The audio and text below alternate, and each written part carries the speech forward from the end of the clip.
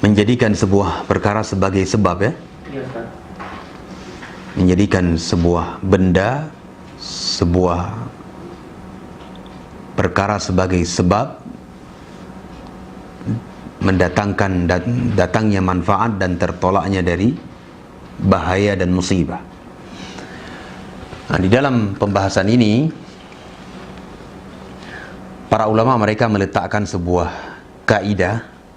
Insyaallah dengan kaidah ini kita bisa menghukumi banyak permasalahan yang ada di sekitar kita.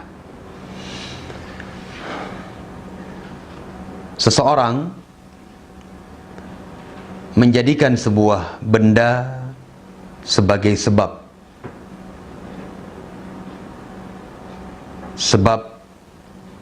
datangnya manfaat ataupun tertolaknya dari bala.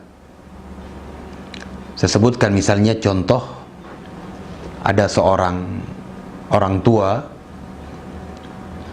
ia melilit benang putih di perut bayinya tersebut.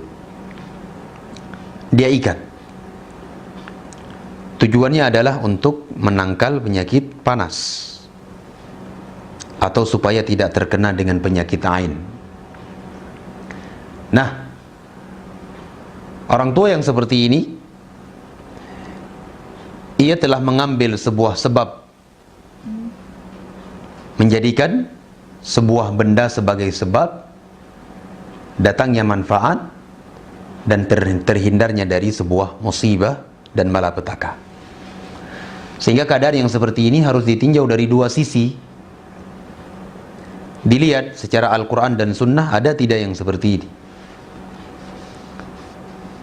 Kalau jawabannya tidak ada, dilihat lagi sisi yang kedua, secara pengalaman.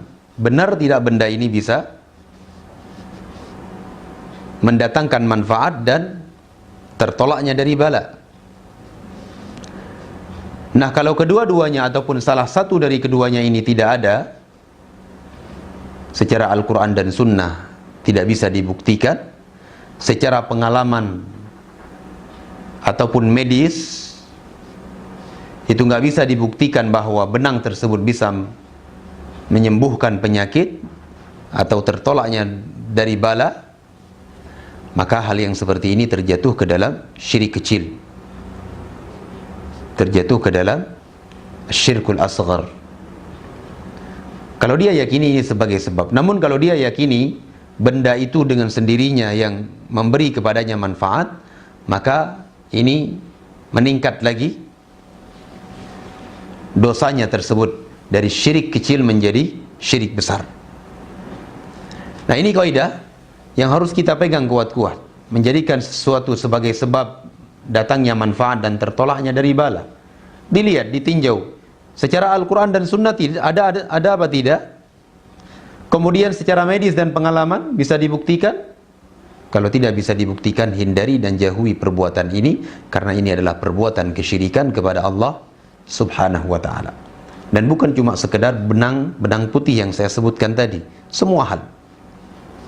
Misalnya seseorang beli sepeda motor baru, kemudian dia lakukan ritual-ritual terhadap kendaraan yang baru dia beli. Ditinjau secara Al-Quran dan Sunnah apakah ada, kemudian secara pengalaman apakah bisa dibuktikan. Kalau enggak bisa dibuktikan kedua-duanya, maka tentunya ini adalah perbuatan yang harus dihindari, karena ini mengandung kesyirikan kepada Allah Subhanahu wa ta'ala. Tapi mungkin ini yang bisa saya jawab dari pertanyaan ini.